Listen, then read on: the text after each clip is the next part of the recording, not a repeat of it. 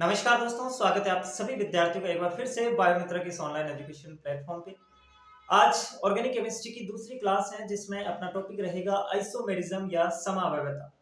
एक क्लास हो चुकी है जिसमें हमने आईयूपीएसी नामकरण को बेहतरीन ढंग से समझा और सबसे शानदार जो है वो सबसे आसान तरीका जो हो सकता था वो हमने आपको बताया और सारे जितने भी नियम थे और बहुत सारे एग्जाम्पल मैंने आपको प्रैक्टिस करवाए।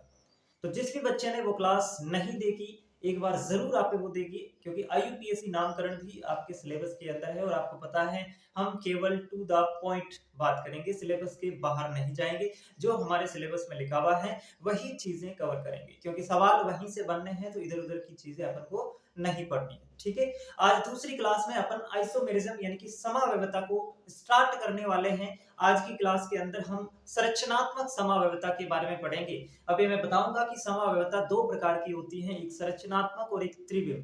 तो इसके अंदर समावयवता को कंप्लीट करने में अपन को लगभग 3 क्लासें लग जाएगी और उसके बाद में जो है अपन नेक्स्ट टॉपिक स्टार्ट करेंगे।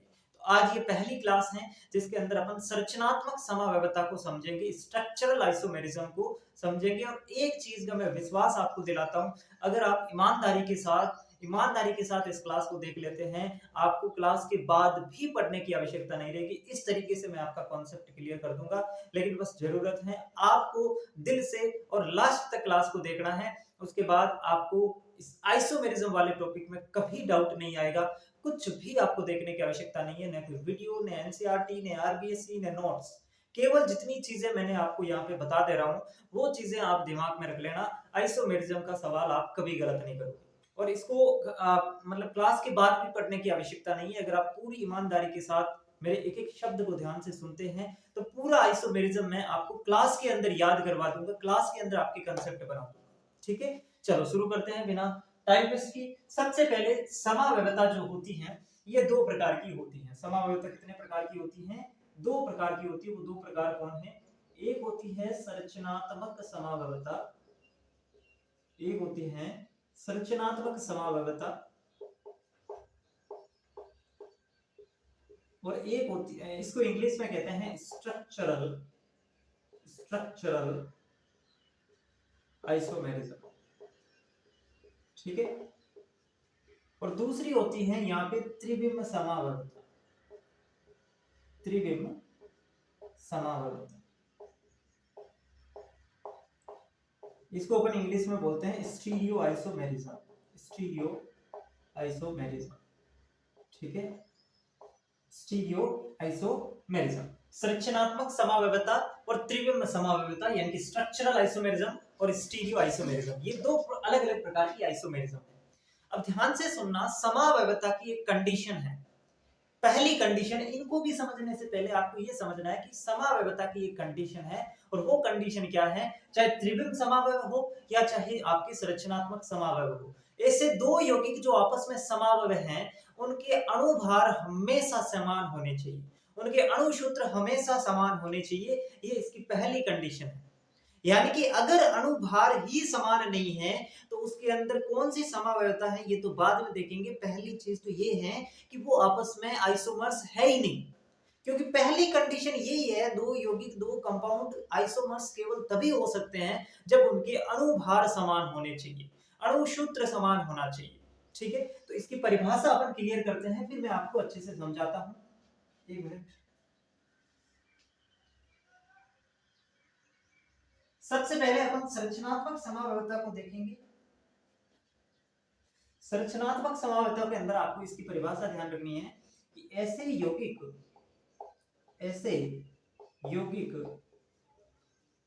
जिनका अणुभार समान हो, जिनका अणुभार क्या हो, अणुभार समान हो लेकिन भौतिक व रासायनिक गुणों में भिन्नता हो, भौतिक व रासायनिक गुणों में भिन्नता हो, गुणों में भिन्नता हो। यानी कि कोई भी समावयवता अगर आपको दर्शानी है तो उसके अंदर अणुभार समान होना ही चाहिए। जैसे कि मैं इसकी परिभाषा लिखूं तो भी ऐसे लिखूंगा, ऐसे यौगिक ऐसे यौगिक जिनका अणुभार समान हो। इससे आपको क्या समझ में आया कि समावयवता चाहे कोई भी हो, अणुभार तो समान होना ही चाहिए। जिसका अणुभार समान हो लेकिन परमाणुओं की त्रिविम व्यवस्था के अंदर क्या हो, त्रिविम व्यवस्था में भिन्नता,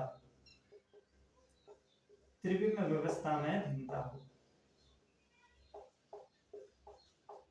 उसे अपन क्या कहते हैं, त्रिविम समावयवता। यानी कि दोनों की कंडीशन आप देख रहे हैं, अणुभार समान होना चाहिए, अणुभार समान होना चाहिए। ये चीज पहली आपको पकड़नी है, ठीक है। ये आइसोमेरिज्म की पहली कंडीशन है कि मॉलिक्यूलर फॉर्मूला और मॉलिक्यूलर वेट उसका समान होना चाहिए। अब इसके अंदर क्या होता है, उसके भौतिक और रासायनिक गुण बदल जाते हैं। दो कंपाउंड जो आपस में आइसोमर्स होते हैं, उनके फिजिकल एंड केमिकल प्रॉपर्टी के अंदर चेंज आ जाता है, वो होते हैं स्ट्रक्चरल आइसोमर्स। और जिसकी त्रिविम व्यवस्था के अंदर, परमाणुओं की जो त्रिविम व्यवस्था है, 3D डायमेंशन जो अपन कहते हैं, उसके अंदर अगर बदलाव आ जाता है तो उसको स्टीरियो आइसोमर्स कहेंगे। अब आज की क्लास का हमारा टॉपिक रहने वाला है स्ट्रक्चरल आइसोमेरिज्म।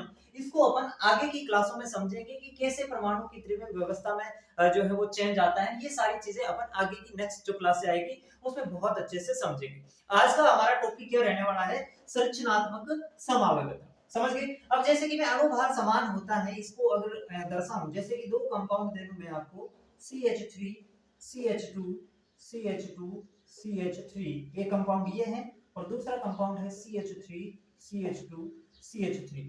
क्या मुझे बताइए, आप पहले मुझे ये बताइए कि इसमें कौन सी आइसोमेरिज्म है, इसमें कौन सी समावयवता है, ये दोनों जो यौगिक हैं ये कौन सी समावयवता दर्शाते हैं। इस चीज का आंसर देंगे तो फिर मैं आगे बढ़ूंगा। मुझे लगता है आपको समझ में आ रहा है।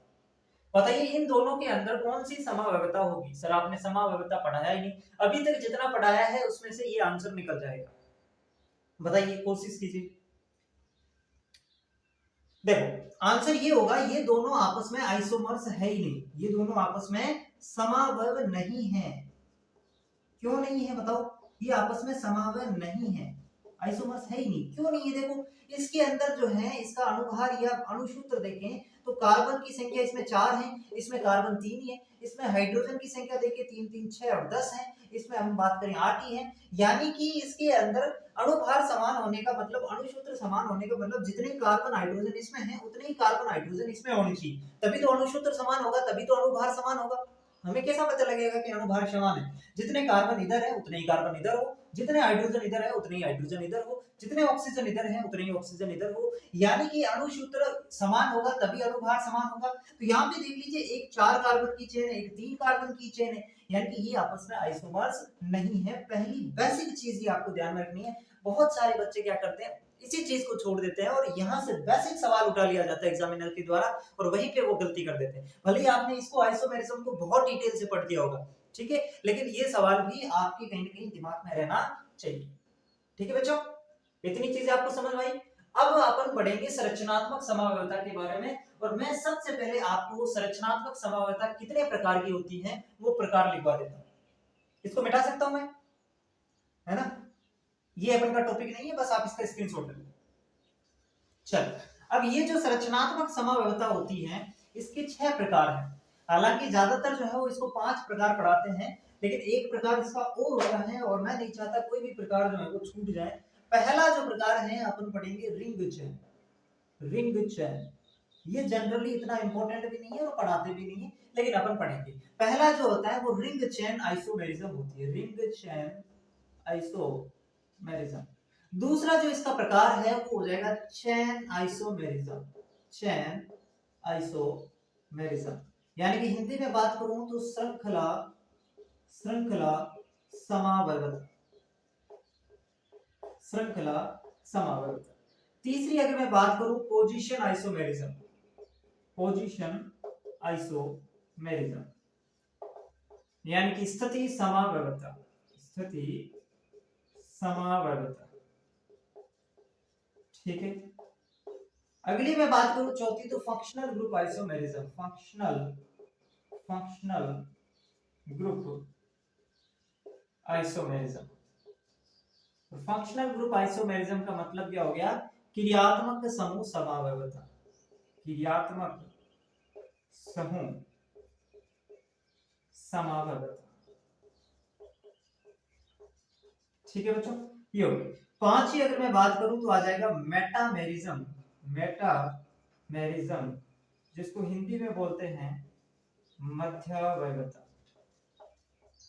ठीक है, और छठा अगर मैं बात करूं तो वो हो जाएगा टोटोमेरिज्म। टोटोमेरिज्म यानी कि चला वैधता। चला वैधता, ये 6 प्रकार की क्या होती हैं, ये 6 प्रकार की जो है वो क्या होती हैं, स्ट्रक्चरल आइसोमेरिज्म होती है। समझ गए इतनी बातों को? एक बार फिर से मैं दोहरान करूं, ring chain isomerism, chain isomerism यानी कि श्रृंखला समावयवता, पोजीशन आइसोमेरिज्म यानी कि स्थिति समावयवता, फंक्शनल ग्रुप आइसोमेरिज्म यानी कि क्रियात्मक समूह समावयवता, मेटामेरिज्म यानी कि मध्यावयवता और टोटोमेरिज्म यानी कि चलावयवता। ये 6 प्रकार हैं स्ट्रक्चरल आइसोमेरिज्म को, और अभी अपन को एक एक करके इन्हीं को पढ़ना है। पहले अपन जो है वो चेन, फिर पोजीशन, फिर फंक्शनल, फिर मेटामर्स और फिर टोटोमर्स, इनको एक एक करके पढ़ेंगे। और ये सारी चीजें आपको मैं स्टेप बाय स्टेप क्लियर करवाऊंगा। हालांकि इसके अंदर जो चीजें है ना, वो बहुत सारी चीजें आपकी नाम से क्लियर हो जाएगी। जैसे कि यहाँ पे है श्रृंखला, है ना, नाम क्या है, श्रृंखला समावयवता, तो इसके अंदर जो कंपाउंड होंगे उसकी श्रृंखला में परिवर्तन होगा, है ना, नाम भी उसी को जो है वो इंडिकेट कर रहा होता है। स्थिति समावयवता के अंदर क्या होगा, वो 2 कंपाउंड की कुछ न कुछ ऐसी चीज होगी जिसकी स्थिति में परिवर्तन होगा, यहाँ पे क्रियात्मक समूह में परिवर्तन हो जाएगा। तो ये चीजें आपको कुछ न कुछ इंडिकेट कर रही है, जो इसका नाम है ना उसी से अपन क्लियर कर लेंगे सारी चीजें। पहले आप इसका स्क्रीनशॉट ले लो। अब अपन पहले रिंग चेन को देख लेते हैं, थोड़ा सा नॉर्मल सी चीज इसके बारे में जाननी है, हालांकि सवाल यहाँ से नहीं बनता है जनरली, बट अपन देख लेते हैं इसको। फिर ये बाकी की जो पांचों है ना, ये बहुत इंपॉर्टेंट है। ठीक है बच्चों, चलो अब अपन शुरू करते हैं। सबसे पहले अपन की आ जाती है रिंग चेन। रिंग चेन के अंदर क्या होता है, नाम से पता चल रहा है, एक है रिंग और दूसरा है चेन। एक है रिंग और दूसरी है चेन। रिंग चेन के अंदर एक है रिंग और दूसरी चेन। ठीक है, तो पहली हो जाएगी अपनी ring chain isomerism. Ring chain isomerism, इसके अंदर करना कुछ नहीं है, बस 2 कंपाउंड या 2 यौगिक आपको दे देंगे। उसके अंदर क्या होगा, जैसे कि मैं आपको दे दूं, ये CH3 CH double bond CH3, तो ये तो क्या है साहब, ये तो है चेन। इसको तो क्या बोलेंगे अपन, ये तो है चेन, और इसकी मैंने बना दी रिंग, है ना, इसकी मैंने बना दी रिंग।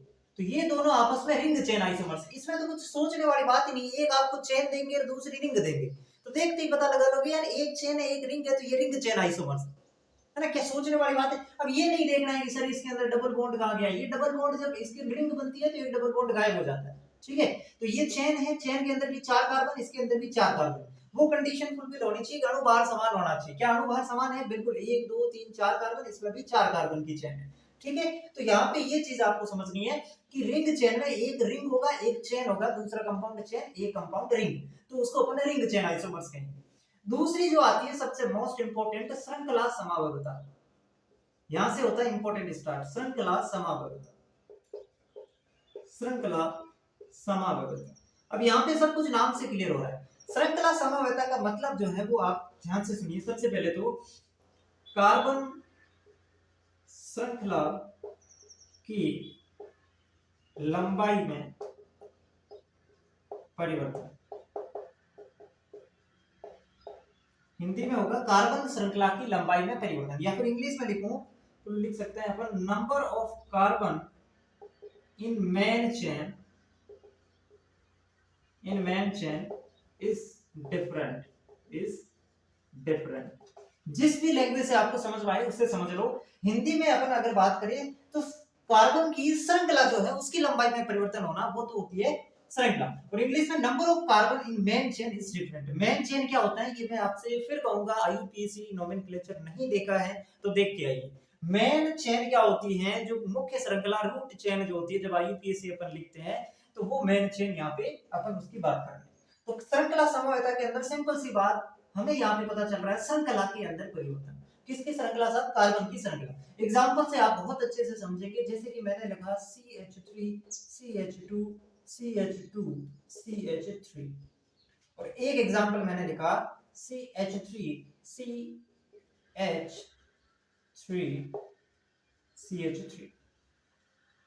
है ना, ये मैंने ऐसे लिख दिया CH3। ये दो कंपाउंड है मेरे पास, ध्यान से देख लीजिए, एक है CH3 CH2 CH2 CH3 और दूसरा है CH3 CH3 दो कंपाउंड है। सबसे पहले तो ये चेक करिए कि क्या इनका अणुभार समान है। पहली कंडीशन भी यही है, आपको सबसे पहले चेक करना है कि अगर वो दोनों आपस में आइसोमर्स होंगे तो उनका अणुभार समान होगा। क्या इनका अणुभार समान है? कार्बन की संख्या यहाँ पे 4 है और हाइड्रोजन की संख्या यहाँ पे 10 है। कार्बन की संख्या यहाँ पे भी 4 है और हाइड्रोजन की संख्या यहाँ पे भी 10 है, आप काउंट कर सकते हैं। यानी कि इनका अणुसूत्र समान है, यानी कि इनका अणुभार समान है। ये आपस में आइसोमर्स तो होंगे, लेकिन होंगे कौन से, ये अभी पता करना है। और यहाँ पे देख लीजिए, मैंने लिखा कार्बन की श्रृंखला जो है, मेन चेन जो है, उसके अंदर कार्बन की लंबाई अलग अलग होगी। जैसे कि इसकी जो मेन चेन है ये हो जाएगी, ये मेन चेन है, और इस मेन चेन के अंदर कितने कार्बन है साहब? 4 कार्बन है। जबकि इसकी जो मेन चेन है वो ये हो जाएगी, और इसके अंदर कितने कार्बन है? 3 ही कार्बन। यहाँ पे मेन चेन हो जाएगी ये वाली, क्योंकि ये इसके अंदर जो है वो प्रीफिक्स के अंदर चला जाएगा। एल्किल ग्रुप जो होते हैं, जैसे कि ये मेथिल है, तो ये इसके प्रीफिक्स में आपके पूर्व लगन में चला जाएगा, सब्स्टिट्यूएंट में चला जाएगा। मेन चेन के अंदर 3 ही कार्बन है और इसकी मेन चेन के अंदर 4 कार्बन है। इसीलिए कहा गया है कि कार्बन की मेन चेन के अंदर कार्बन की संख्या अलग अलग होगी। इसकी मेन चेन में कार्बन की संख्या 4 है, इसकी मेन चेन में कार्बन की संख्या 3 है। यानी जो कार्बन की श्रृंखला है उसकी लंबाई में क्या है? भिन्नता है। ये 4 की लंबी है, ये 3 की लंबी है। समझ रहे हैं? तो यहाँ पे श्रृंखला समवेता में केवल आपको एक नाम याद रखना, श्रृंखला में परिवर्तन। कार्बन की श्रृंखला में, श्रृंखला की लंबाई में परिवर्तन, इससे आपको पता चल जाएगा। ठीक है, तो क्या ये आपस में श्रृंखला समन्वय है? बिल्कुल है, ये आपस में चेन आइसोमर्स है। इसको अपन बोलते हैं एन ब्यूटेन। ये जो है ना, इसको बोलते हैं एन ब्यूटेन, है ना। नॉर्मल जो चेन होती है ना, उसको एन ब्यूटेन से दर्शाते हैं। और इससे एक डबल बॉन्ड ऐसे ऊपर लग जाए, मतलब डबल बॉन्ड क्या, CH3 समूह, तो इसको बोलते हैं आइसोब्यूटेन। आइसोब्यूटेन। तो यहां से अगर सवाल बने कि क्या एन ब्यूटेन और आइसोब्यूटेन आपस में चेन आइसोमर्स है? बिल्कुल है, बिल्कुल है। आपको ये चीजें यहां से समझ आ जाएगी। एक मैं और एग्जांपल लिखता हूं यहाँ पे, CH3 CH2 CH2 CH2 CH3। दूसरे यहाँ पे मैं लिखता हूं CH3 CH3 CH2 CH3। ठीक है, एक मिनट, ये हो गया। हाँ, और तीसरा एग्जांपल मैं यहाँ पे लिखता हूं CH3 CH3 CH3 CH3। ये 3 कंपाउंड मैंने आपके सामने लिखे। सबसे पहला काम क्या चेक करना होता है सर? सबसे पहले अणुभार हम इसका देखेंगे, अणुसूत्र देखेंगे। कार्बन की संख्या इसमें कितनी है? 5 है। हाइड्रोजन अपने आप बैलेंस हो जाएंगे, वो आप टेंशन छोड़ो, बस कार्बन गिन लो। इसमें कार्बन कितने हैं सर? 5 है। इसमें सर कार्बन कितने हैं? तो इसमें भी 5 है सर। और इसमें कितने हैं सर? इसमें भी 5 है। यानी कि तीनों कंपाउंड में 5-5 कार्बन है। इसका मतलब सिंपल सा है कि इनका अणुभार समान है, मतलब ये आपस में आइसोमर्स तो होंगे। अब आइसोमर्स कौन से होंगे, उसके लिए अपन ये चेक करेंगे कि इसके कार्बन की श्रृंखला देखते हैं। इसमें जो कार्बन की चेन बनती है वो कितने कार्बन की बन रही है सर? 5 कार्बन की बन रही है। इसमें सर कार्बन की जो मेन चेन है ना, वो 4 कार्बन की ही बन रही है, क्योंकि ये एक इसके अंदर ब्रांच के रूप में आ गया। और इसके अंदर जो मेन चेन है, ये वाली जो है, इसको बोलते हैं मेन चेन। इसके अंदर मेन चेन सर जो है वो आपके 3 कार्बन की ही है। यानी कि इसके अंदर कार्बन की संख्या 5, इसमें 4, इसमें 3। कार्बन की संख्या तो सब में 5 है, लेकिन मेन चेन के अंदर कार्बन की संख्या अलग अलग है। और वही तो हमारी श्रृंखला समन्वयता की कंडीशन है कि मेन चेन में कार्बन अलग अलग होने चाहिए, तब वो आपस में चेन आइसोमर्स होंगे। चेन आइसोमेरिज्म या श्रृंखला समन्वयता की कंडीशन क्या है? मेन चेन के अंदर कार्बन की संख्या अलग हो, टोटल कार्बन बराबर होने चाहिए, है ना। इसमें जितने हैं उतने ही इसमें है, उतने ही इसमें है। लेकिन मेन चेन के अंदर कार्बन की संख्या अलग अलग है। इसमें 5 है, इसमें 4 है, सॉरी, इसमें 5 है, इसमें 4 है, इसमें 3 है। ठीक है, तो ये भी आपस में क्या हो जाएंगे, ये मैं मिटा दूं इसको। ठीक है, ये आपको पता चल गया। तो ये आपके आपस में चेन आइसोमर्स हो जाएंगे। अब नॉर्मल जो होता है उसको क्या बोलते हैं? Normal pentane. 5 कार्बन को पेंटेन बोलते हैं, पेंट बोलते हैं 5 कार्बन को, सारे सिंगल बॉन्ड है तो पेंटेन। इसको बोलते हैं आइसोपेंटेन, आइसोपेंटेन, और इसको बोलते हैं नियोपेंटेन। ठीक है, इसको बोलते हैं नियोपेंटेन। ठीक है साहब, तो ये पेंटेन के 3 चेन आइसोमर्स होंगे, एन पेंटेन, आइसोपेंटेन, नियोपेंटेन।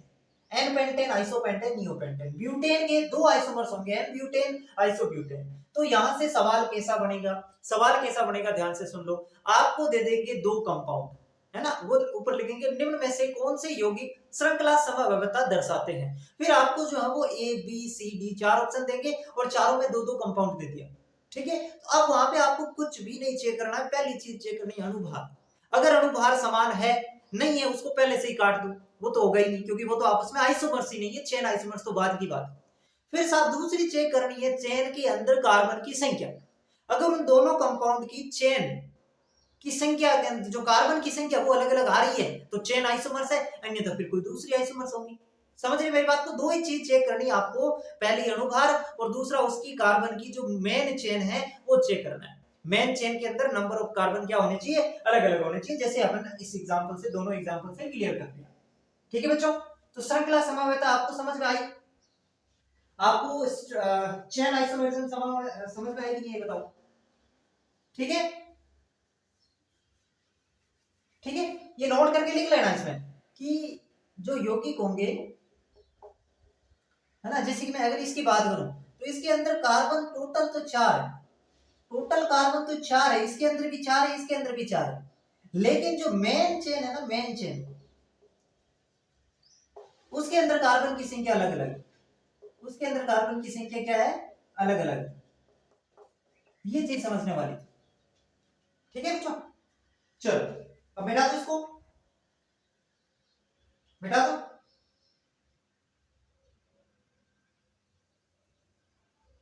चलो, ये हमारी होगी श्रृंखला समवेता। अभी अगर आपको नहीं समझ आ रही है तो मैं आगे और समझाऊंगी इसको ना, डरना मत आप, बिल्कुल समझा के भेजूंगा आपको। अब थर्ड कौन सी थी हमारी, पोजीशन आइसोमेरिज्म, यानी कि स्थिति समावयवता। इसमें क्या होगा साहब, वही नाम को ध्यान से सुनो, स्थिति, जैसे कि श्रृंखला के अंदर क्या होता है, श्रृंखला में परिवर्तन, यहाँ पे है स्थिति, तो स्थिति में परिवर्तन हो जाएगा, बस इतनी सी बात। तीसरी है हमारी स्थिति समावयवता, स्थिति समावयवता, स्थिति समावयवता। इसके अंदर क्या होगा, फंक्शनल ग्रुप की स्थिति में परिवर्तन होगा। फंक्शनल ग्रुप शॉर्ट में लिख सकता हूं मैं, या फिर पूरा लिख देता हूं, क्रियात्मक समूह, क्रियात्मक समूह की स्थिति में परिवर्तन होगा, स्थिति में परिवर्तन। ठीक है बच्चों, इसके अंदर क्रियात्मक समूह की स्थिति में परिवर्तन होगा। ये अपन जब एग्जांपल करेंगे और बढ़िया समझ आएगा, अभी बस ध्यान से सुनते जाओ। अब यहाँ पे जो क्रियात्मक समूह है ना, ये ऐसे क्रियात्मक समूह होने चाहिए जिसमें कार्बन नहीं हो, है ना, विदाउट कार्बन होने चाहिए। ऐसे फंक्शनल ग्रुप होने चाहिए जिसमें कार्बन नहीं है, विदाउट कार्बन वाले जो फंक्शनल ग्रुप है वो अपन इसके अंदर लेंगे। सर विदाउट कार्बन वाले कौन से होते हैं, बिल्कुल देखो, आपका एल्कोहल OH, है ना, OR, ठीक है, और अगर मैं बात करूं तो फ्लोरो, क्लोरो, ब्रोमो, ये सारे इसमें आ जाएंगे। फिर डबल बॉन्ड इसके अंदर आ जाएगा, ट्रिपल बॉन्ड इसमें आ जाएगा। तो ये सारे के सारे क्या हैं, विदाउट कार्बन वाले फंक्शनल ग्रुप, जिनके अंदर कार्बन नहीं है। समझ गए मेरी बात को? जैसे कि मैं बात करूं COOH, कार्बोक्सिलिक एसिड, तो इसमें कार्बन है। जैसे कि मैं बात करूं C double bond OH, aldehyde, carbon है। मैं बात करूं कीटोन की, कार्बन है। तो ये फंक्शनल ग्रुप यहाँ पे नहीं चलेंगे, ये फंक्शनल ग्रुप यहाँ पे नहीं चलेंगे।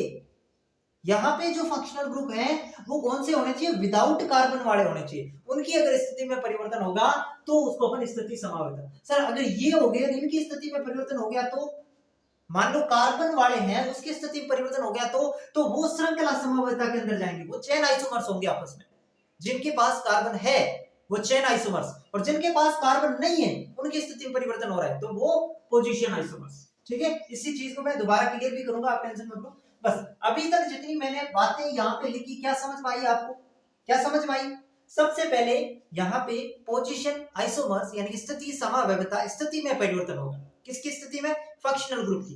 कैसे फंक्शनल ग्रुप, ऐसे फंक्शनल ग्रुप जिनके अंदर कार्बन नहीं है। कौन से होते हैं ऐसे, OH, OR, fluoro, chloro, bromo, iodo, और इन और I, double bond, triple bond. Example से और बेहतरीन तरीके से समझ में आएगा। एग्जांपल देखिए आप, CH3, CH2, CH double bond, CH2। दूसरी चीज CH3, CH3 CH double bond CH CH3। ये मैंने आपको दो कंपाउंड दे दिया। अभी आपको कुछ ज्यादा नहीं सोचना है। पहला काम क्या करना है सर, पहला आपने बताया सीधा ही अणुभार देखना है। अणुभार सर देखें तो कार्बन की संख्या इसमें 4 है, इसमें कार्बन की संख्या 4 है, इसमें हाइड्रोजन की संख्या सर जो है वो 3 2 5 2 7 1 8 है, इसमें भी 3 3 6 और 2 8 है। मतलब इसके अंदर कार्बन और हाइड्रोजन की संख्या समान है, अणु सूत्र समान है, अणुभार समान होगा। इसका मतलब ये आइसोमर्स तो होंगे, इसका मतलब आइसोमर्स तो होंगे। पहली चीज सर हमने चेक कर ली। फिर सर दूसरी चीज क्या चेक करनी है? दूसरी आपको ये देखना है कि हमने पढ़ा चेन आइसोमेरिज्म। ये चेन आइसोमेरिज्म तो नहीं है बच्चों? क्या ये चेन आइसोमेरिज्म है? ध्यान से देखिए मेरी बात को। चेन आइसोमेरिज्म की कंडीशन थी कि कार्बन की जो मुख्य श्रृंखला है उसमें कार्बन की लंबाई में भिन्नता, कार्बन की संख्या में भिन्नता। तो यहाँ पे अगर मैं कार्बन की मेन चेन की बात करूं तो ये है मेन चेन, इसके अंदर भी कार्बन की मेन चेन की बात करूं तो ये है कार्बन की मेन चेन। इसमें कार्बन कितने हैं सर? 4 कार्बन। इसमें भी कितने हैं? 4 कार्बन। यानी कि कार्बन की श्रृंखला में परिवर्तन नहीं है, मतलब ये चेन आइसोमर्स तो नहीं है। समझ पा रहे हो मेरी बात को? मतलब ये चेन आइसोमर्स तो नहीं है। क्यों नहीं है?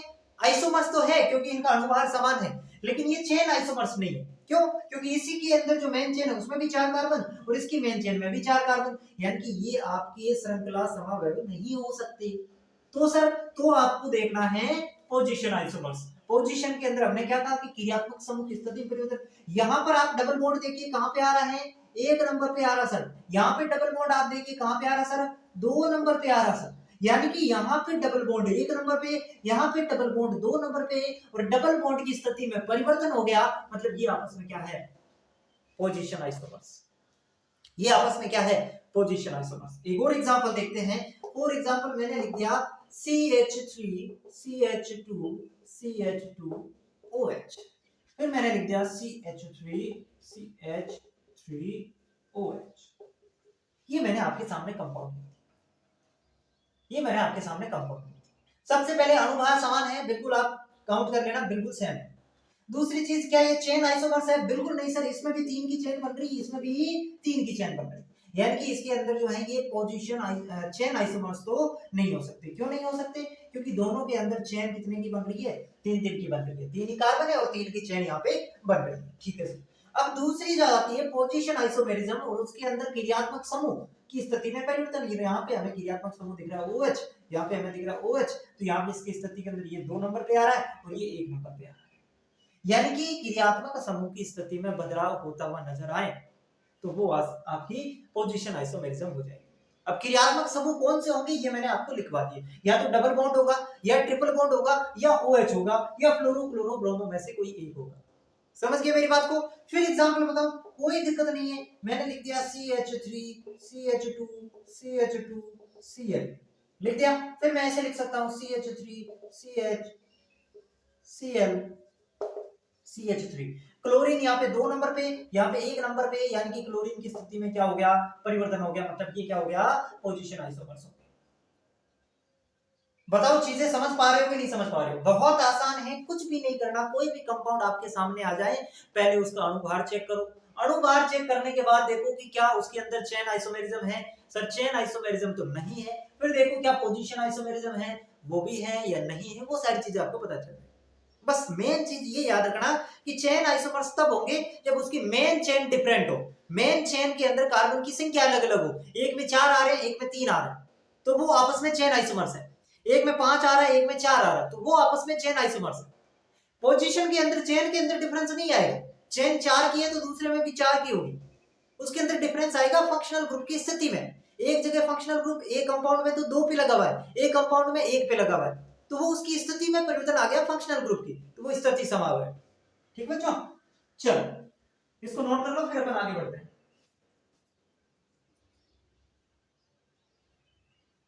इसको नोट कर लो, फिर अपन आगे बढ़ते हैं। हटाओ इसको। अगली जो चौथी हमारी हो जाएगी वो हो जाएगी क्रियात्मक समूह समावयवता। क्रियात्मक समूह समावयवता। सारी चीजें आपको बहुत आसानी से नजर आएगी। आप सवाल करना इसके बाद, है ना? 2 मिनट फटाक से पहचान लो। 2 मिनट तो बहुत ज्यादा होते हैं, 2 सेकंड। चौथी कौन सी हो जाएगी? क्रियात्मक समूह समावयवता। क्रियात्मक समूह समावयवता। इसके अंदर क्या करना है सर, याद क्या रखना है, याद बस वही रखना, क्रियात्मक समूह के अंदर परिवर्तन, क्रियात्मक समूह में बदलाव हो, मतलब इसके अंदर क्रियात्मक समूह बदल जाता है, क्रियात्मक समूह के अंदर परिवर्तन हो जाता है। कैसे कैसे, तो आपको एक चीज जितनी मैं लिखा रहा हूं वो आपको याद रखना। जैसे कि यहाँ पे आपको याद रखना कि जो एल्डिहाइड होता है ना, एल्डिहाइड, ये आपका कीटोन में बदल जाता है। एल्डिहाइड किसमें बदल जाएगा, कीटोन में। एल्डिहाइड क्या होता है sir, C double bond O H, इसको एल्डिहाइड कहते हैं, और सी डबल बॉन्ड ओ, ये कीटोन। दूसरी चीज आपको ध्यान रखनी है कि जो एसिड होता है ना, एसिड, एसिड क्या होता है sir, C double O H, इसको एसिड बोलते हैं, ये एस्टर में बदल जाएगा, और एस्टर क्या होता है, सी ओ ओ आर होता है। ठीक है, तीसरी चीज याद रखना, एल्कोहल जो होता है यानी कि ओ एच, ये आपके ईथर में बदल जाएगा, एल्कोहल ईथर में बदल जाएगा।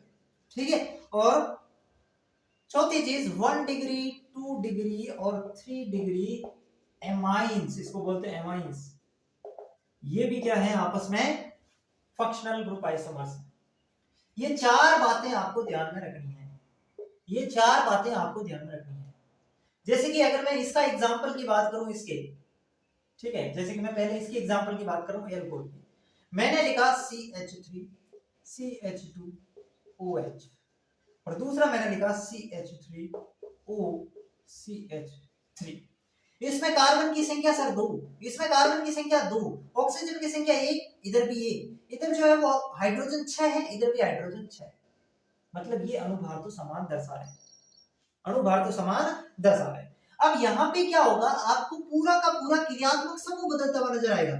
यहाँ पे क्रियात्मक समूह क्या है साहब, एल्कोहल, यहाँ पे क्रियात्मक समूह क्या है, ईथर, ये ROH है, इसको बोलते हैं एल्कोहल, है ना, और ROR, इसको क्या बोलते हैं, ईथर, यानी कि एल्कोहल ईथर में बदल गया, यानी कि क्रियात्मक समूह के अंदर परिवर्तन हो गया, क्रियात्मक समूह में बदलाव हो गया, उसे अपन क्या कहते हैं, क्रियात्मक समूह समावयवता, यानी कि ये आपस में फंक्शनल आइसोमर्स है, ये आपस में फंक्शनल ग्रुप आइसोमर्स है। समझ गए। जैसे कि मैं बात करूं 1 डिग्री 2 डिग्री 3 डिग्री एमाइन की, तो ये भी आपस में कैसे होते हैं, फंक्शनल आइसोमर्स। देखो CH3 CH2 CH2 NH2, ये क्या है साहब, ये 1 डिग्री एमीन है, इसको 1 डिग्री एमीन बोलते हैं। दूसरा अपन लेते हैं CH3 CHNH CH3, ठीक है, ये CH2, ठीक है, तो यहाँ पे ये नाइट्रोजन कितने से जुड़ा हुआ है, 2 कार्बन से, यानी कि ये 2 डिग्री है, ये आपकी 2 डिग्री में। यहाँ पे नाइट्रोजन 1 कार्बन से जुड़ा हुआ था 1 डिग्री, यहाँ पे नाइट्रोजन 2 कार्बन से जुड़ा हुआ है 2 डिग्री, और तीसरी अपन बात करें CH3N CH3 CH3, यानी कि ये क्या हो जाएगा आपका 3 डिग्री में, ये क्या हो जाएगा आपका 3 डिग्री में। तो यहाँ पे 1 डिग्री 2 डिग्री और 3 डिग्री एमाइन जो है, ये आपस में क्या होते हैं, ये आपस में फंक्शनल आइसोमर्स होते हैं। तो ऐसा एग्जांपल आपको कहीं पे दिखे तो ये आपस में functional isomers, 1 degree 2 degree 3 degree amine, याद रखने की आवश्यकता नहीं, बस इतना सा ध्यान में रखना कि 1 डिग्री 2 डिग्री 3 डिग्री आपस में फंक्शनल आइसोमर्स होते हैं। अब ये तो अपने आप पहचान लो कि 1 डिग्री मतलब नाइट्रोजन 1 कार्बन से जुड़ा हुआ, 2 डिग्री 2 से जुड़ा हुआ, 3 डिग्री 3 से जुड़ा हुआ, बस, ठीक है। चल, और ये आपको समझ में आ गया। अब जैसे कि मैं और एक एग्जांपल आपको करवा के दिखाऊं एल्डिहाइड और कीटोन वाला, ठीक है, एल्डिहाइड और कीटोन का एक एग्जांपल और करके दिखा दो। जैसे कि मैंने लिखा CH3 CH2OH, और फिर मैंने लिखा CH3 C double bond O CH3। यहाँ पे देखो, यहाँ पे देखो, एक मिनट, CHO, ठीक है, तो ये क्या है आपका, ये सर एल्डिहाइड, और ये क्या है सर, ये कीटोन है, यानी कि एल्डिहाइड किसमें बदल गया, कीटोन में। C डबल बॉन्ड OH क्या होता है, एल्डिहाइड होता है, और बीच में C डबल बॉन्ड हो जाए, इधर भी कार्बन की चेन इधर भी कार्बन की चेन, इसको कीटोन बोलते हैं, इसको क्या बोलते हैं, कीटोन बोलते हैं। तो एल्डिहाइड कीटोन में बदल गया, और ये हमने कंडीशन, ये 4 कंडीशन ही मिलेगी, देखना ध्यान रखना, ये जो मैंने 4 कंडीशन बताई ना, या तो एल्डिहाइड कीटोन में बदल रहा होगा, या एसिड एस्टर में बदल रहा होगा, या एल्कोहल ईथर में बदल रहा होगा, या 1 डिग्री 2 डिग्री 3 डिग्री एमाइन आपस में फंक्शनल आइसोमर्स होंगे। ये 4 ही कंडीशन आपको एग्जाम में मिलेगी। ऐसा कुछ भी होता हुआ दिखाई दिया जाए तो क्रियात्मक समूह समानता आपको टिक कर देना, और एग्जांपल मैंने आपको सारे एक एक करके बता दिए। समझ गए मेरी बात को, इतनी बातें समझ गए, कुछ भी नहीं देखना यार, क्रियात्मक समूह समानता में केवल इतना देखना है कि क्या फंक्शनल ग्रुप बदल रहा है, क्योंकि इसकी कंडीशन है कि पूरा फंक्शनल ग्रुप भी बदल जाए, एल्डिहाइड है तो कीटोन हो जाए, ईथर है तो एल्कोहल हो जाए, एल्कोहल है तो ईथर हो जाए, समझ रहे, एसिड है तो एस्टर हो जाए। तो ये पूरा का पूरा अगर फंक्शनल ग्रुप बदल जाए तो वो आपस में क्या होंगे, फंक्शनल ग्रुप आइसोमेरिज्म। अब आपको दो कंपाउंड कैसे देंगे, ये आपको लिख देंगे कि CH3 निम्न में से कौन सा क्रियात्मक समूह समावता दर्शाते हैं, और फिर आपने आपको एक ऑप्शन में डाल दिया कहीं पे सी डी में कि CH3 CH2OH CH3O CH। देखते ही पता लगा यार इसमें एल्कोहल ग्रुप है, इसमें ईथर ग्रुप है, इसमें क्रियात्मक समूह बदल रहा है, मतलब ये क्रियात्मक समूह समा है ना। हो सकता है ये एग्जांपल दे दे, हो सकता है ये एमीन वाला दे दे, हो सकता है ये एल्डिहाइड वाला दे दे, हो सकता है एसिड का दे दे। समझ गए? चलो चलो बच्चों, इतनी बातें अगर आप समझ गए फिर अपन आगे बढ़ते हैं। इतनी बातें अगर आप समझ गए तो फिर अपन आगे बढ़ते हैं।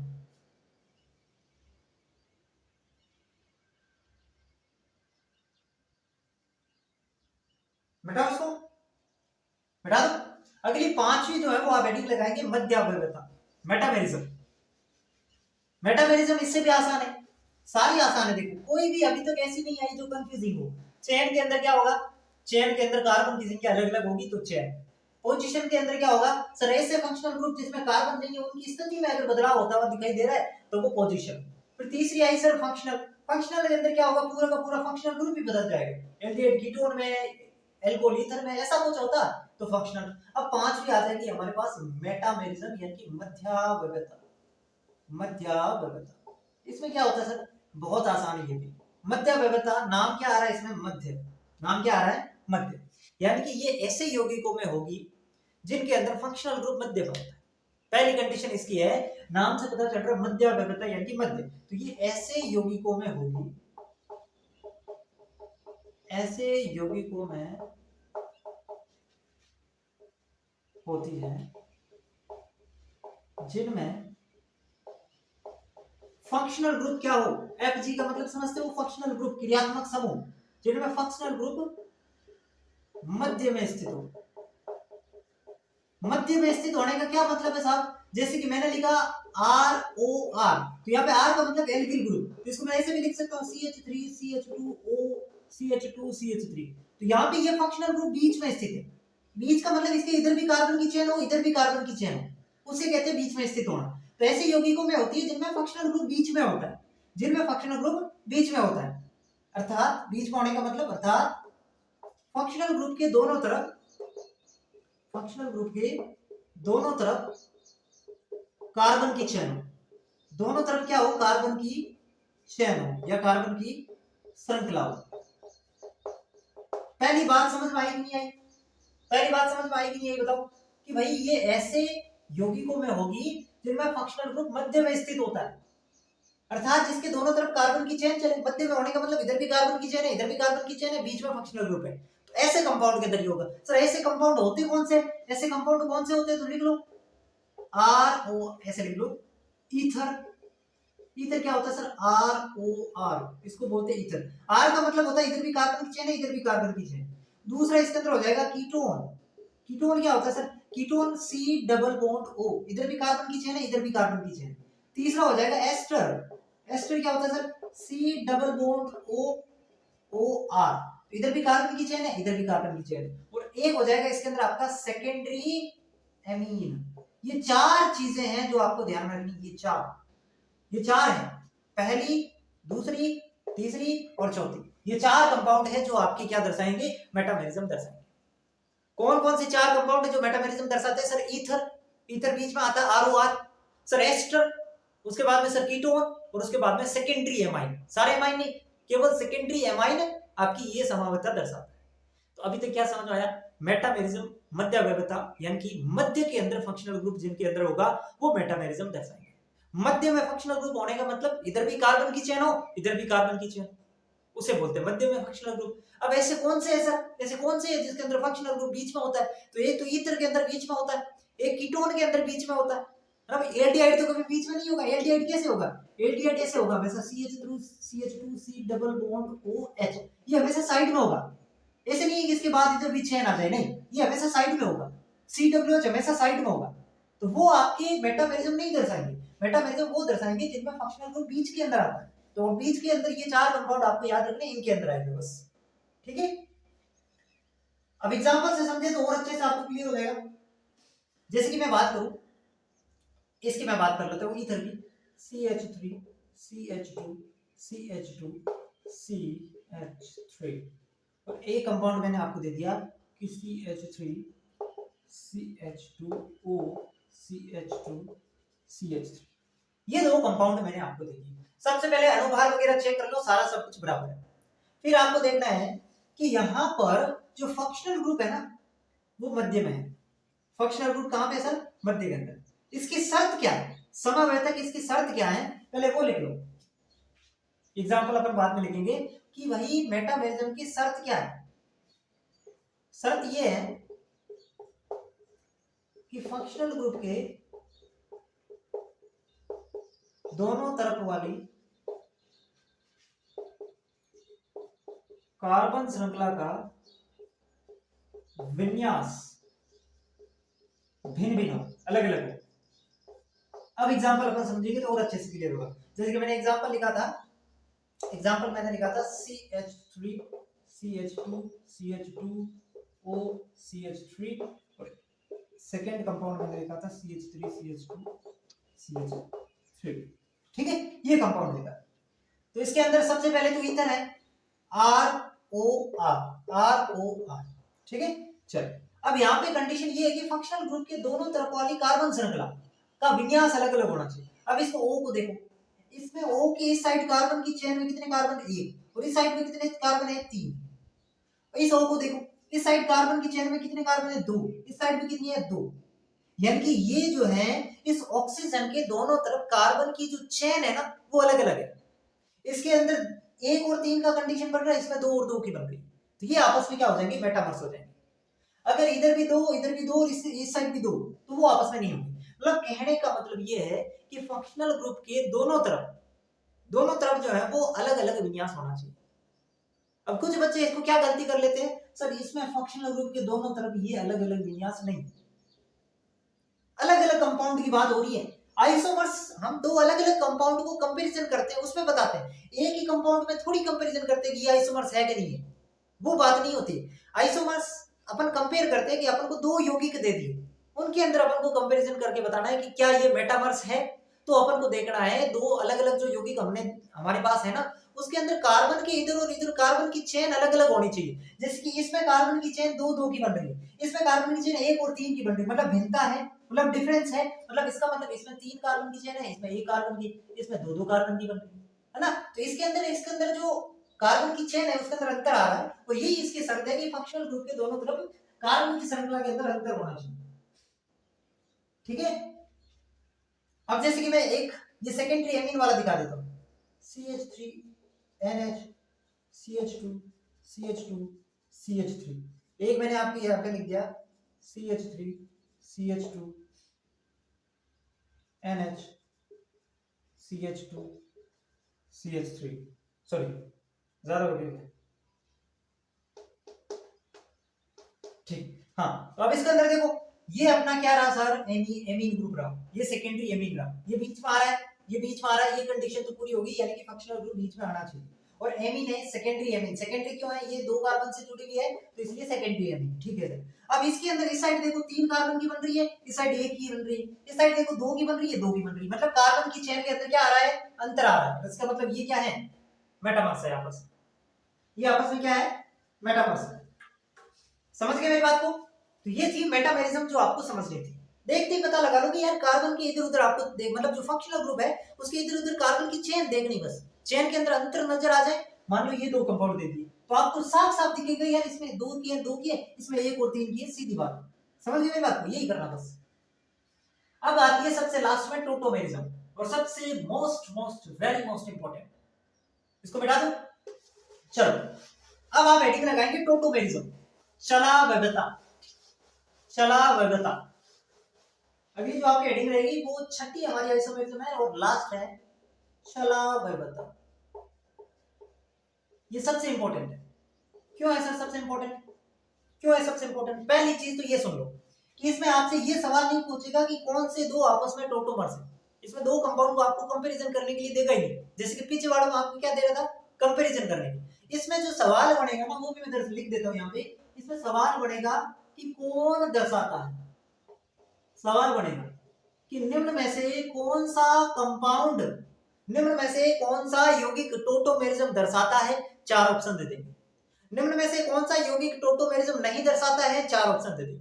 यानी कि कुल मिलाकर के बात यहाँ पे केवल इतनी है कि आपको पहचानना आना चाहिए कि कौन सा टोटोमेरिज्म दर्शाएगा और कौन सा टोटोमेरिज्म नहीं दर्शाएगा। और ये मैं आपको 2 ही सेकंड के अंदर पता लगा दूंगा, 2 सेकंड बस बता दो।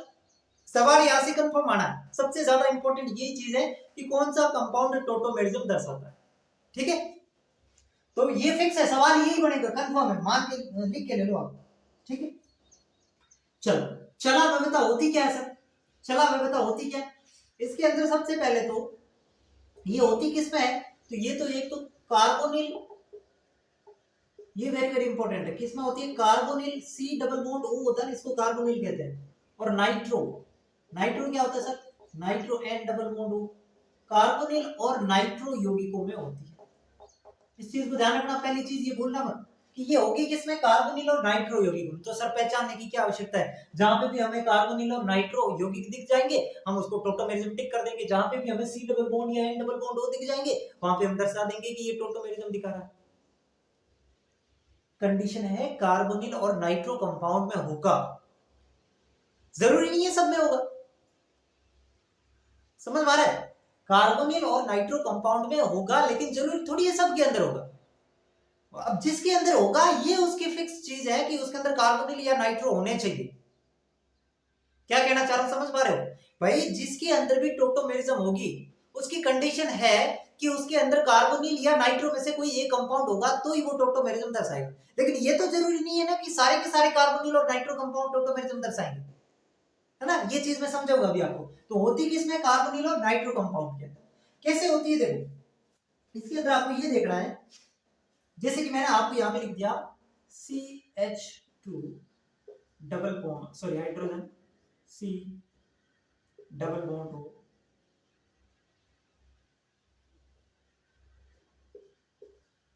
CH3, ये मैंने आपके सामने एक कंपाउंड लिख दिया। करना कुछ नहीं है, आपको कंपाउंड दिखे, कंपाउंड दिखा, ठीक है सर दिखा, पहली चीज क्या चेक करोगे, वो कार्बोनिल या नाइट्रो में से होना चाहिए। क्या ये इन दोनों में से कोई है, हाँ सर कार्बोनिल है, C डबल बॉन्ड O है, मतलब कार्बोनिल है, मतलब इसका मतलब टोटोमेरिज्म दर्शा सकता है। कंफर्म नहीं हुआ दर्शाएगा, इसका मतलब दर्शा सकता है क्योंकि इनके अंदर ही होती है ये। तो यहाँ पे पहली चीज हमें ये जो है वो डाउट हुआ कि ये टोटोमेरिज्म दर्शा सकता है। अच्छा अब क्या करना है, दूसरा यहाँ पे ये काम करना, पहला काम तो पता चल गया कि कार्बोनिल और नाइट्रो देख रहे हैं, अगर दिख जाए तो अपन को थोड़ा डाउट हो जाएगा कि यहाँ पे टोटोमेरिज्म हो सकती है। दूसरा काम करना है, इस ऑक्सीजन को पकड़ लो, पकड़ लिया, ये लो सर पकड़ लिया, NO दिख जाए उसमें भी ऑक्सीजन को पकड़ लेना, यहाँ पे पकड़ लिया, पकड़ करके गिनती शुरू कर दो, 1 2, अब सर किधर जाए, किधर जाए सर, इधर 3 करूं इधर करूं कोई फर्क नहीं पड़ता, इधर भी CH3 है इधर भी CH3 है, इधर भी CH3 इधर भी CH3, मैं इधर आ जाता हूं, मान लो 3 पे आ गया, ये 3 पे आ गया, मैं समझ गए मेरी बात को, 1 2 3। पहला काम देखो कार्बोनिल नाइट्रो कंपाउंड दिख गया, ठीक है सर दिख गया, ऑक्सीजन को पकड़ो गिनती शुरू कर दो, कर दी सर, कितने तक करनी है सर, कितनी, 100 तक नहीं 3 कार्बन तक, 3 तक गिनती करना है, 3 तक, 3 तक गिनती कैसे करेंगे, 1 2 3, कर लिया सर, कर लिया सर, ये 3 तक हमने गिनती कर लिया। अब यहाँ पे कंडीशन है कि ये जो तीसरा कार्बन है, ये जो तीसरा कार्बन है इसकी शर्त क्या है, इसकी शर्त मैं बता रहा हूं टोटोमेरिज्म की या चला वैवता की, कि जो तीसरा कार्बन है पहली चीज तो वो sp3 संकरित होना चाहिए, sp3 संकरित होना चाहिए।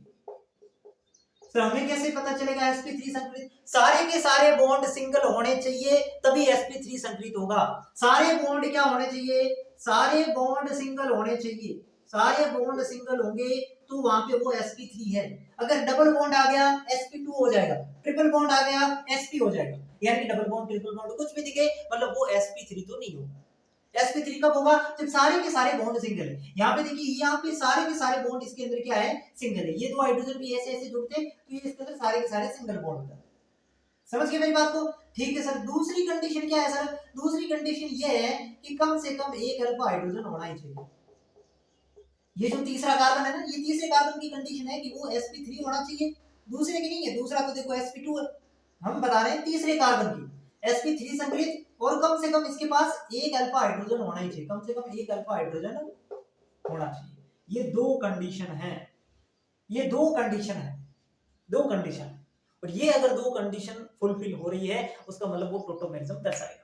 जैसे कि इसके अंदर अपन बात करें 1 2 3, तीसरा कार्बन sp3 है, बिल्कुल है। इसके पास अल्फा हाइड्रोजन है, बिल्कुल सर, तीन तीन अल्फा हाइड्रोजन है, हमने तो कहा एक होना चाहिए, यहाँ पे तो तीन थे, मतलब ये टोटोमेरिज्म दर्शाएगा। कैसे दर्शाएगा वो देख लो। वैसे आएगा नहीं कि कैसे दर्शाएगा, वैसे आएगा नहीं कि कैसे टोटोमेरिज्म दर्शाता है, आपको ये नहीं बोलेगा, लेकिन अपन समझ लेते हैं कि कैसे दर्शाएगा। जैसे कि आपको यहाँ पे होगा क्या, ये जो वन वाला है, वन अपने गिनती की ना, वन वाला, उसके पास डबल बॉन्ड है, ये अपने डबल बॉन्ड को यहाँ पे दे देगा, ये अपने डबल बॉन्ड को यहाँ पे दे देगा, और इससे जो है ना ये हाइड्रोजन ले लेगा। समझ में आ रही है? वन वाला थ्री वाले को डबल बॉन्ड दे रहा है और थ्री वाला वन वाले को हाइड्रोजन दे रहा है, इसको बोलते हैं 1 3 शिफ्टिंग, इसको बोलते हैं 1 3 शिफ्टिंग, यानी कि यहाँ पे 1 3 शिफ्टिंग होगी। अब होगा क्या, कुछ ऐसा होगा, देखो CH2 इसने डबल बॉन्ड इसको दे दिया C, और ये CH3 इधर पहले से है, और इसने अपना एक ऑक्सीजन को हाइड्रोजन दे दिया, ये बन गया यहाँ पे, इससे ये बन गया। ये जो फॉर्म है ना C डबल बॉन्ड O और इसकी तरह R, तो इसको बोलते हैं कीटो फॉर्म, ये कीटो ग्रुप है तो कीटो फॉर्म। और यहाँ पे ये जो है ना, इसके अंदर डबल बॉन्ड को बोलते हैं इन और एल्कोहल को बोलते हैं ओल, तो साथ में मिला देंगे तो बन जाएगा इनोल। क्या बन जाएगा, इनोल। तो ये इनोल फॉर्म है, ये इनोल फॉर्म है। इस वजह से इस चला विविधता को अपन कीटो इनोल आइसोमेरिज्म भी कहते हैं, कीटो इनोल आइसोमेरिज्म भी कहते हैं। और क्यों कहते हैं समझ में आया सर, एक इसके अंदर जो है ना वो कीटो फॉर्म होती है और एक इसके अंदर इनोल फॉर्म होती है, इसलिए कीटो इनोल कहेंगे। 1 3 शिफ्टिंग इसके अंदर होती है, ये अपना डबल बॉन्ड यहाँ पे दे देता है, ये अपना हाइड्रोजन इसको दे देता है, इसे बोलते हैं 1 3 शिफ्टिंग। समझ में आ रही कि नहीं आ रहा? चलो, तो ये कीटो फॉर्म। अब एक सवाल पूछेगा कि स्थायित्व किसका ज्यादा है, तो स्थायित्व हमेशा कीटो फॉर्म का ज्यादा होता है, इस चीज को ध्यान रखना। स्थायित्व किसका ज्यादा होता है, कीटो फॉर्म का स्थायित्व ज्यादा होता है इनोल से। अब सर मान लो नाइट्रो कंपाउंड आ गए, कोई बात नहीं यार, नाइट्रो कंपाउंड मान लो ये आ गया आपका nitro compound, N double bond O, कुछ नहीं करना, सबसे पहले क्या देखना सर, कार्बोनिल और नाइट्रो में से कुछ है, हाँ सर नाइट्रो है।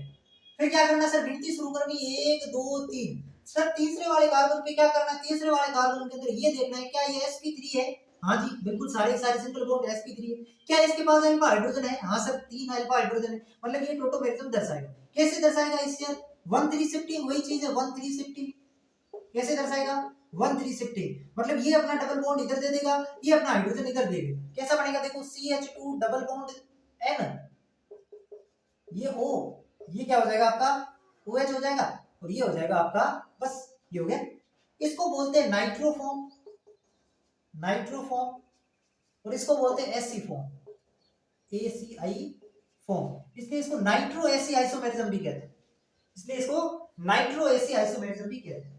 लेकिन सवाल कैसे बनेगा वो तो मैंने अभी तक बताया नहीं, ये तो मैंने इसका कंसेप्ट बताया आपको। सवाल तो मैं 2 सेकंड में करवाना सिखाऊंगा, एक चुटकी में। पहले इतना लिख लो आप, ये सारी चीज समझ गए, सारी चीज समझ गए। अब अपन सवाल करते हैं, तब तुम्हें धनाधन सब कुछ समझ आएगा। मिटा दो इसको, चल लिख लिया होगा अभी तो। एक चीज मैं पीछे लिखाना भूल गया बच्चों, एक चीज पोजीशन आइसोमेरिज्म के अंदर मैं लिखाना भूल गया, अभी लिखा था, तो नोट डाल के वहां पे अगर जगह बची है तो वहां पे लिख देना।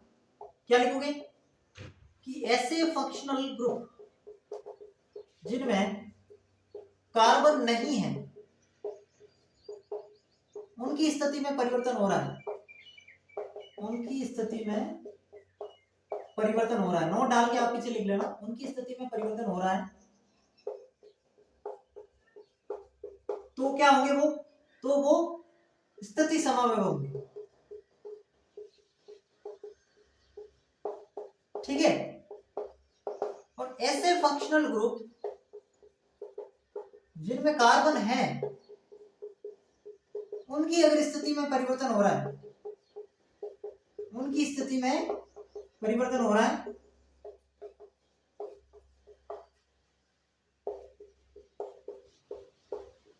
तो वो स्थिति समन्वय होकर के श्रृंखला समन्वय होता है। ठीक है, श्रृंखला समन्वय होते हैं, और ये चीज आपको पता भी है। ये तो क्या है, स्थिति समन्वय कंडीशन है कि ऐसे फंक्शनल ग्रुप होने चाहिए जिसके अंदर कार्बन नहीं हो, तो वो तो आपस में पोजीशन होंगे। जिसके अंदर कार्बन हो उनका क्या, तो वो होते हैं चेन आइसोमर्स आपस में। इस चीज को नोट करके लिख लेना। नोट करके तो क्या लिखना है, स्क्रीनशॉट करके पेन लिख लेना। ठीक है, चलो अब अपन कुछ एग्जांपल इसके समझते हैं। आपसे सवाल पूछेगा कौन टोटोमेरिज्म दर्शाता है, कौन टोटोमेरिज्म नहीं दर्शाता, यही तो पूछेगा। मैंने लिख दिया CH3C डबल बॉन्ड OCH3, मैंने लिख दिया CH3C double bond O hydrogen, मैंने लिख दिया CCl3C double bond O hydrogen, मैंने यहाँ पे लिख दिया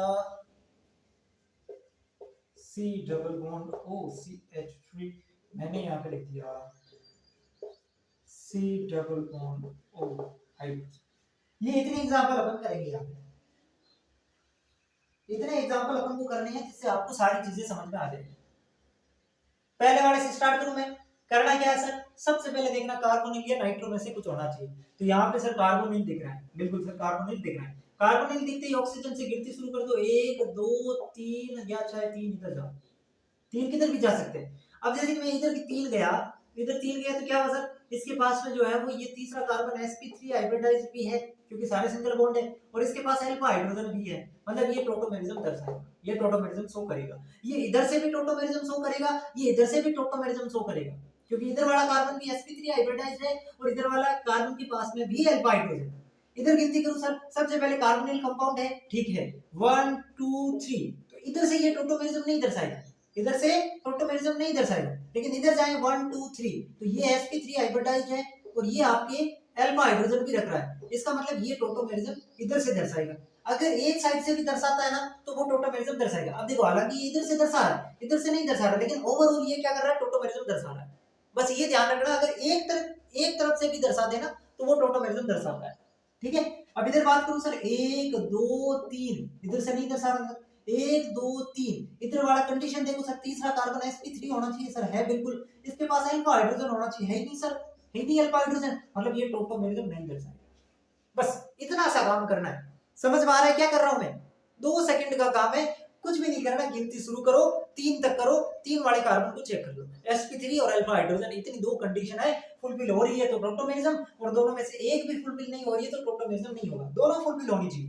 इधर करो सर, 1 2 3, यानी कि 3 अगर इधर चले तो ये sp3 हाइब्रिडाइज्ड भी है और ये आपके अल्फा हाइड्रोजन भी लग रहा है, यानी कि टोटोमेरिज्म तो ये दर्शाएगा। एक साइड से कंफर्म हो गया। इधर भी देख लेते हैं अपन कंसेप्ट बनाने के लिए, इधर मैं 3 पे आऊं तो ये तो कार्बन सर sp2 है, sp2 कार्बन होगा तो इधर से ये टोटोमेरिज्म नहीं दर्शाएगा। सर इधर बात करूं तो 1 2 3, इधर नहीं दर्शाएगा, 1 2 3, सर ये भी तो sp2 ही है, इधर से नहीं, यानी कि ये टोटोमेरिज्म नहीं दर्शाएगा। बस इतने से आपको समझना, इतनी सी बात आपको समझनी थी। अगर आपको समझ में आई तो फिर बहुत बहुत बढ़िया, इतनी चीज आपको समझनी थी।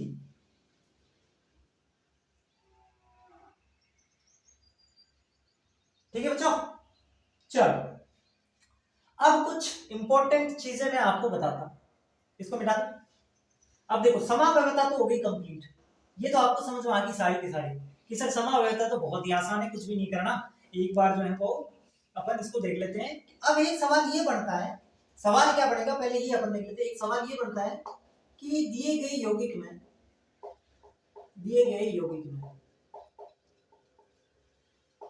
है ना, वो कुछ यौगिक दे देगा, वो ऐसा नहीं लिखेगा दिए गए यौगिक, वो कुछ यौगिक दे देगा। फॉर एग्जांपल उसने दे दिया C5H10, है ना, तो दिए गए यौगिक में कुल संरचनात्मक समावयवों की संख्या, ये पूछेगा आपसे, कुल संरचनात्मक समावयवों की संख्या बताओ, और ये पिछली बार आया भी था।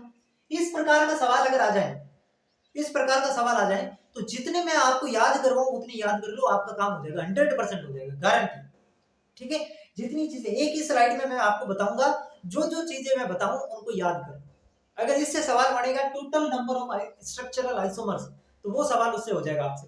कैसे हो जाएगा देखो सर, देखो याद रखना सबसे पहले तो एक चीज कि जो एल्केन होता है ना, एल्केन ये चेन आइसोमेरिज्म दर्शाता है और पोजीशन दर्शाता है। एल्केन चेन आइसोमेरिज्म और पोजीशन दर्शाता है। जबकि अगर मैं बात करूं एल्कीन की, तो एल्कीन जो होता है ये चेन भी दर्शाती है, ये पोजीशन भी दर्शाती है, और ये फंक्शनल ग्रुप भी दर्शाती है, फंक्शनल ग्रुप आइसोमेरिज्म भी दर्शाती है। तो ये चीज आपको ध्यान रखना कि एल्केन चेन और पोजीशन, जबकि alkane chain position functional group, ये ठीक है।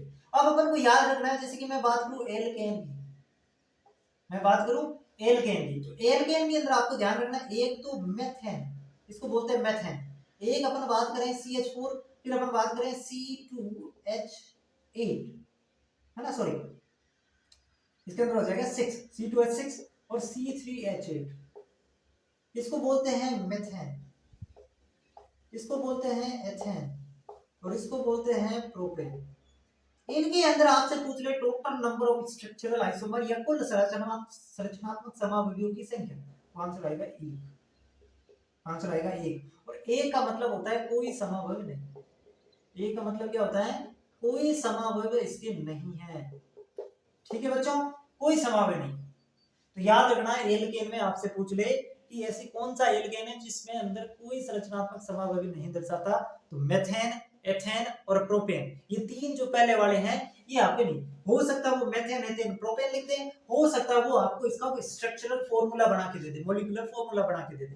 तो ये दोनों चीजें आपको पता होनी चाहिए। फॉर्मूला जो है वो एल्केन का सामान्य फॉर्मूला क्या होता है सर, CnH2n+2 होता है, CnH2n+2, इससे आप फॉर्मूला बना सकते हैं, नहीं बनाना आता है कोई बात नहीं, अपन हाइड्रोकार्बन पढ़ेंगे उसमें सारी चीजें मैं आपको सिखा दूंगा बहुत अच्छे से, ठीक है। चलो एक बार के लिए इतना ध्यान रख लो कि जो मेथेन एथेन और प्रोपेन होता है उसके अंदर कोई भी जो है वो आइसोमर्स नहीं होते, इनकी संख्या कितनी होती है, 1 होती है।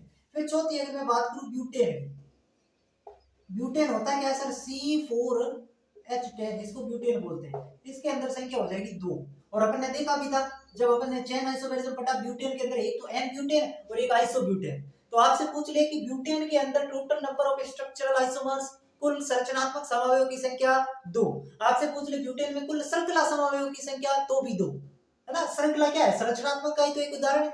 चलो फिर अगर आपसे पूछ ले पेंटेन, पेंटेन पूछ ले तो सर पेंटेन होता है क्या है, C5H12 होता है, इसके अंदर हो जाएगा 3। अब मैं इसके अंदर ऐसे नहीं लिखूंगा हेक्सेन वगैरह, ठीक है, वो आप अपने आप समझ लेना, मैं सीधा कार्बन 6 लिख दे रहा हूं, कार्बन 6H14, 7H16, 8H18, ठीक है, इधर 9H20 और 10H22। तो 1 2 3 5 9 18 35 75, ये मैंने भी याद किया है, आपको भी याद करना है, मैंने भी याद रखा है, आपको भी याद रखना है। मेथेन एथेन प्रोपेन 1, यानी कि कोई संरचनात्मक समावयव नहीं। उसके बाद ब्यूटेन 2, उसके बाद पेंटेन 3, उसके बाद हेक्सेन, हेक्सेन के अंदर 5, ठीक है, C7H16 के अंदर 9, 8 वाले में 18, 9 वाले में 35 और 10 वाले में 75, यानी कि हेक्सेन, हेप्टेन, ऑक्टेन, नोनेन, डेकेन। कैसे याद रखोगे, 1 2 3 5 9 18 35 75, 1 2 3, या फिर ऐसे याद रख लो 1 1 1, क्योंकि तीनों में 1 1 है, तो 1 1 1 2 3 5 9 18 35 75, है ना, ऐसे याद रख लो बस, कैसे भी करो याद रखना, इसको कैसे भी करो याद रखना। ये हमने बात की एल्केन। अब मैं बात करूं सर एल्कीन की, अब मैं बात करूं सर एल्कीन की, एल्कीन में अपन को 3 चीजें देखनी है, कौन कौन सी सर, एक तो अपन को देखना है प्रोपीन, एक अपन को देखना है इसमें ब्यूटीन, और एक अपन को इसमें देखना है पेंटीन।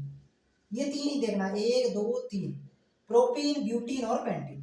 प्रोपीन क्या होता है सर, एल्कीन है, मतलब CnH2n, यानी कि कार्बन के डबल हाइड्रोजन, तो C3H6 C4H8 C5H10, इसके अंदर होते हैं 2, इसके अंदर होते हैं 5, इसके अंदर होते हैं 10, यानी कि एल्कीन के अंदर आपसे पूछ ले प्रोपीन के अंदर total number of structural isomer 2, pentene के अंदर पूछ ले 10।